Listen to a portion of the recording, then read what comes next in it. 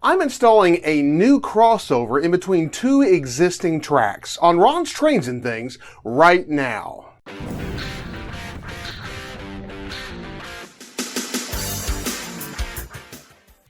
Hi, I'm Ron of Ron's Trains and Things, and if you'd like to see more model railroad tips, tools, and techniques, then be sure and subscribe down below and click the little bell icon so you can catch future videos. Lately, I've been doing some work in North Yard on my model railroad layout, and one of the projects that I've needed to do for some time is add a crossover between two of the tracks within the yard in order to improve its operational ability. Well, today I'm going to do exactly that. I'm going to cut into two existing tracks and install a crossover in between them. Sometimes through the process of building a layout, you come to the realization that you just need to change a little bit of your track arrangement. And so sometimes we have to go through that process of making some adjustments and adding some things to our track work. Is that something that you have experienced on your layout? Well, tell me about your experiences in the comment section down below. Now, let's head on over to the layout. I'll show you exactly why I needed to install this crossover, and then we'll get to the project. The area where I'm going to be working to install the crossover today are on these two rear tracks in North Yard. And the reason why this is important is if you've seen my other North Yard videos, you know that my classification tracks in North Yard are stub-ended. They are all switched out of a single ladder up underneath the camera. The one exception is class track 6 here, which is double-ended, and then of course this far rear track is my thoroughfare track. The reason why this track is double-ended is because I needed a place to be able to sort cars that will be switched in and out of the industries in North Yard, and also for other local work, and I needed to be able to run around those cars that are switched into class 6 so that I can work them from both ends when I go to running the local to deliver those cars to and from the industries here in the yard.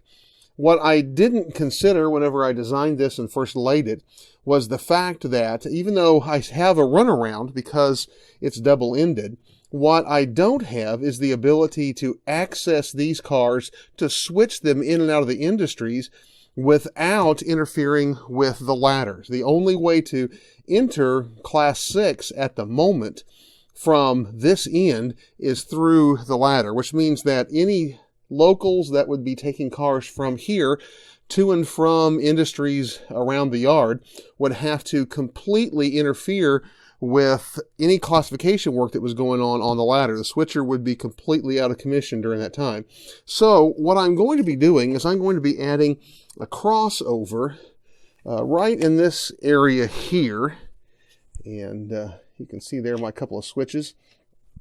I'm going to add a crossover here, which will allow a locomotive to be able to enter into classification track 6 from this end and up under the service area for the locomotives, come right into classification track 6, can pull cars out, can use not the ladder but rather the thoroughfare track to be able to pull them out there and then be able to shove them back into industries on the far end of the yard, and also can work from the other end to shove cars out of here into the industries up on this end of the yard. So here is the area where I'm going to install the two turnouts for the crossover.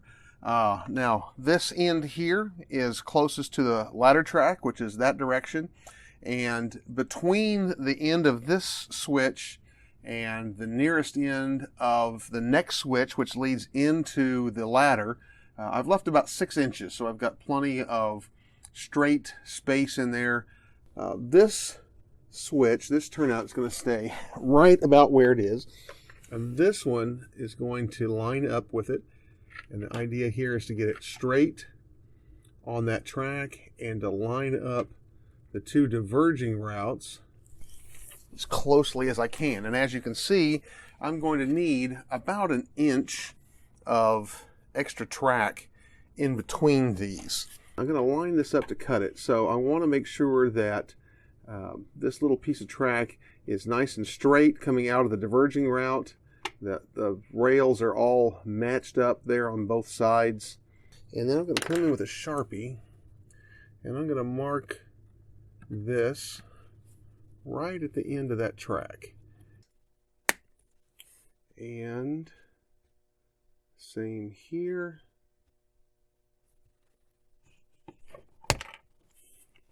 Just like so. Now I'm going to just slide this back onto this rail joiner. Set my other switch in here just to see if it's all going to line up. So now I'm going to take these pieces over to the workbench where I can have a nice controlled environment in order to solder all of these pieces together.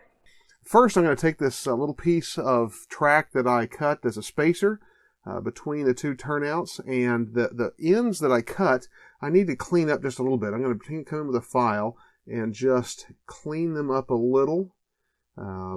They get just a little bit misshapen, and you have a little bit of a burr on the edges whenever you cut those with a rail nipper.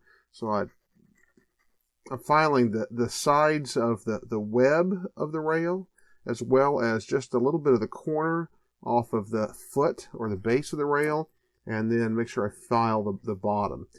Okay, the next step is I need to cut apart my rail joiners. That's the thing about putting together some switches is you end up using a lot of rail joiners. So I've got a total of 12 rail joiners here, and I'm going to start off just by cutting them apart.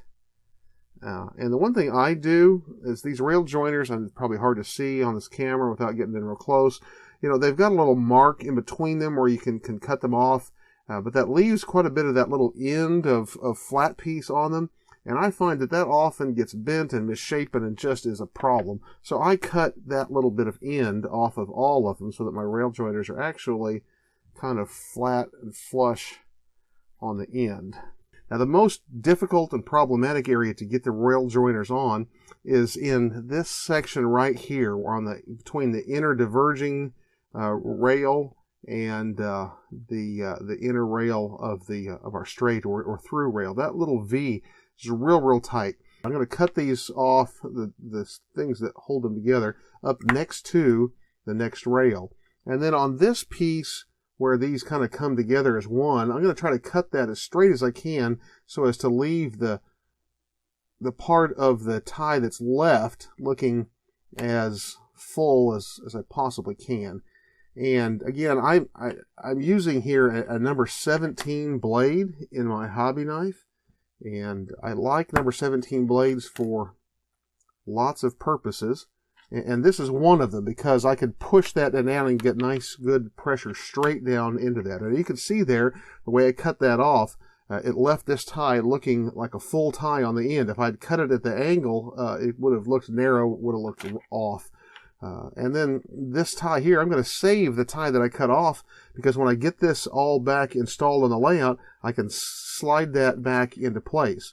I'm also going to show you another option, and on the entrance end of this turnout, I could cut this tie off. That's what a lot of people do. But I also can come in here and use my number 17 blade again and just scrape that detail off right down against the tie and down to the base of the rail, just on that one tie. And what that's going to do is that's going to allow room for my rail joiners to slip on. This is always the fun part, getting these rail joiners started. I have a tool for this. I'll get in a little bit. But I can slip those on and see that rail joiner will slip right up underneath the rail, between the rail and the tie. And that's gonna work fine. Now, in this case, I'm going to be slipping this whole assembly down into a very tight space in the track that I'm going to be cutting out to allow this to just fit perfectly. So what I'm going to need to do is the rail joiners that go onto this, that will slip onto the existing track, are going to have to slide all the way onto this piece of track. And then when I get it in place, I'll have to slide them back and get them fitted onto the other piece of track. With all of my rail joiners in place, and I went ahead and put the rail joiners on these diverging routes. Of course, I didn't need to slide them all the way up onto the rail, just about halfway, as I'm going to be soldering these joints here at the workbench. Now I'm ready to install my little spacer piece, my little bridge piece in between the two diverging routes. And so I'm going to take this piece and slide it onto the rail joiners on one of my two turnouts. The way those ties are, they may end up coming off altogether. I may end up just putting this together with two rails and no ties. No, I think it's slipping into place there. Okay. Now we're ready to solder this together. Now I know that some people don't like to solder their turnouts at all, but I do like to solder them in place, as I just think it makes a more solid track assembly. I like to have my track as rock solid as I can. So the first thing I'm going to do is I'm going to apply some flux. Now I use a paste type of flux. Whether you prefer paste or liquid really doesn't matter. I like the paste because I feel like I can get it in place and keep it right where I want it and where I want it only. This is also a rosin flux. It has an acid to it. There is acid-free flux. The positive thing about the acid flux is that it helps to clean the rails and makes for a really good solder joint. The drawback is you have to clean the residue off after your soldering is done, but that's okay. That's not a big deal. If you prefer a acid-free flux, that's fine. If you prefer a liquid flux, that's fine as well.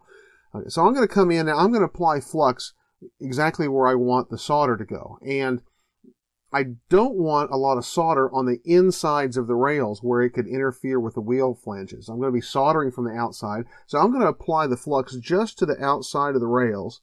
And I'm just going to put some on right over above the rail joiner. Make sure it gets on the side of the web of both ends of the rail, just like so. Now we're ready to actually solder our joint together. I've got my soldering iron hot. I use a Weller soldering station that has a variable heat. And it has settings of 1 to 5. It goes up to 40 watts. I have mine set at about 4, which is plenty hot. It's good and hot, but plenty hot. I don't want to melt any ties here if I can keep from it. Always try to work with a clean soldering tip, and so I'm going to run it through a little cleaner there, and then through my brass sponge just to clean it up good. Now I know some people are going to tell me the way I solder is wrong. That's fine. You can tell me that if you want. It works. Okay. I'm going to pick up a little solder on the tip of my soldering iron. And then I'm going to come in here and just apply it right at the joint on this this particular rail. And I'm working on the hardest one first. And my hand may be in your way, but you'll see the next one better. And just going to move it back and forth between the two rails until it's hot enough that the solder flows. And then it'll flow down into the rail joiner. And you can see with that, when the flux gets hot, it just flows right down into that joint.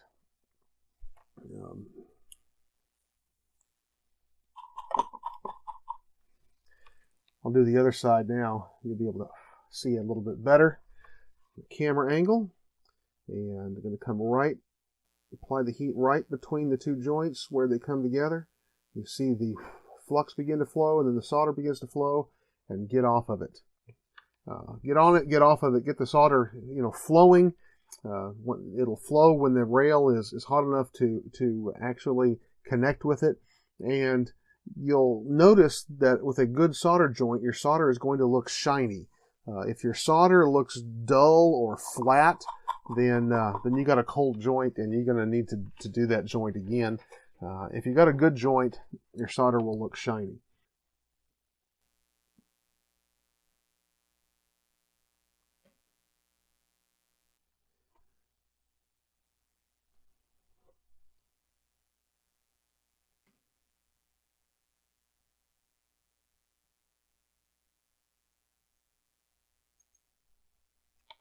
And we're just about ready to take this out and get it installed on the layout. Bringing my crossover assembly back to the layout, I positioned it in place on top of the existing track and marked the existing track for cutting with a Sharpie as I had done earlier. I cut only one of the sections that needed to be removed at a time to make sure that everything was cut to fit properly.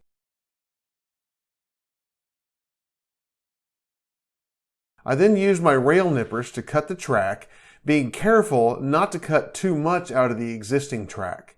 I would rather have it fit too tight and then need to adjust it by removing a little more track than to cut the rails too short.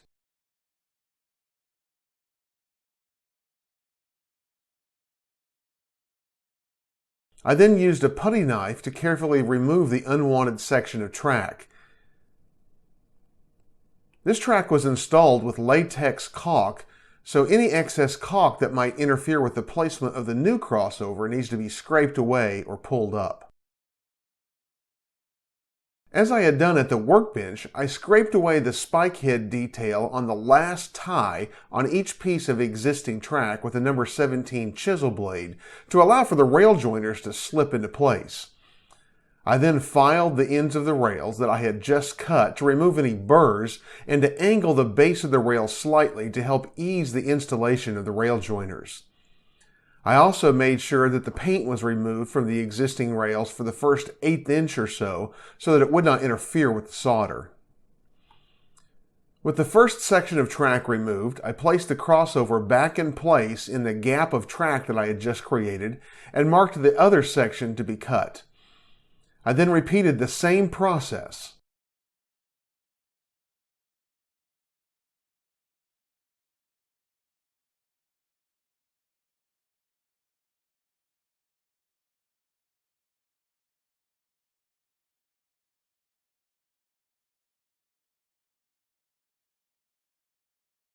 I test fit the crossover.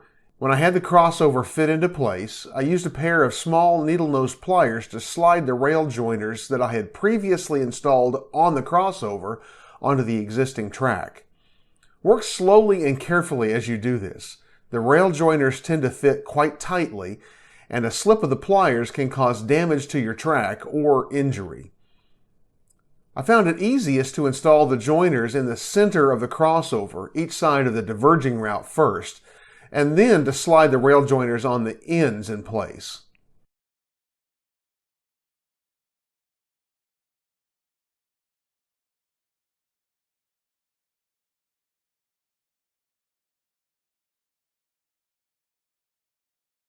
I typically use a spot of caulk under the frog to hold turnouts firmly in place, but in this case the crossover seemed to lay quite flat and firm when connected to the existing rails, so I did not caulk it down.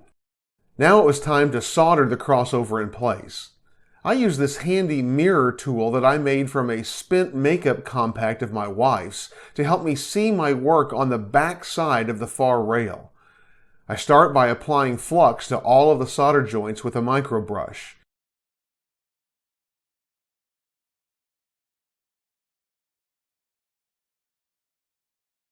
With flux applied to all the joints, I applied heat to each joint with my soldering iron until the flux melted and flowed, and then I applied a small amount of solder. I kept the iron on the joint until I could see the solder flow through the joint, and then removed the iron. Being careful, you can easily solder rails together without melting the ties nearby, but it does take a bit of practice. With the joints soldered, I gently used a file to remove any errant solder that may have found its way to the top of the rail heads. Some will express concern that this will scratch the rail heads and cause problems with dirt attaching to it later, but this problem can be solved by burnishing the rail heads in this area with a metal washer, thus removing any scratches. I didn't get this step filmed, but it's pretty straightforward. I also check for any solder that may have found its way to the inside of the rail at this point. If I find any, I remove it with the file as well. Finally, I use my NMRA gauge to make sure that none of the rails moved out of gauge during the soldering process, something that can happen if you get the ties too hot in a spot. These all looked really good. I pushed a few freight cars through the crossover in every direction to make sure that they rolled through without obstruction and that nothing was interfering with the flanges or causing derailments.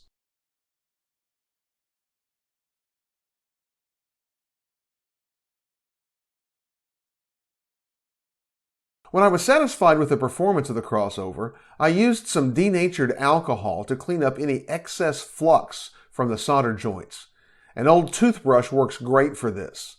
This step is important as remaining acid flux can cause corrosion over time and will interfere with the paint adhesion when you paint your track. When everything was done, I tested the crossover again with a locomotive and a few rail cars. And with that, my new crossover installation was complete.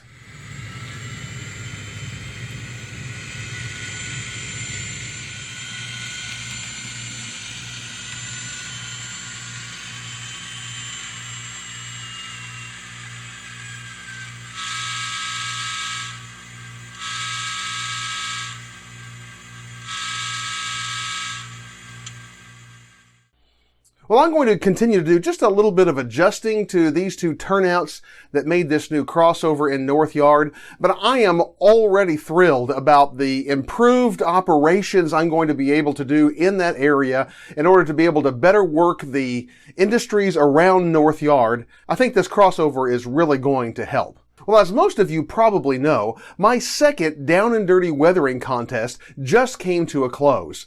That means that the models that were entered into the contest are now in the process of being judged by the contestants and our guest judges. You can watch all of the videos and see the great weathering that the contestants have done in the contest, and you can do that in a playlist that I'm going to link right here in the corner of your screen. I hope you'll check those out, and if you enjoy them, be sure and like them and subscribe to the channels of those who entered into the contest. Be sure and check out my new promo code for Micromark. It can save you 10% off of all regularly priced items at Micromark if you simply use that promo code upon checkout.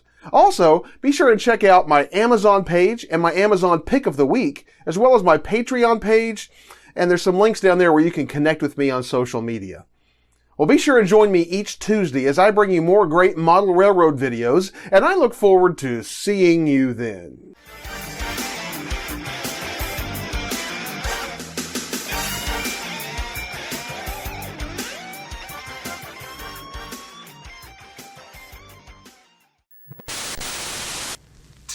Lizzie?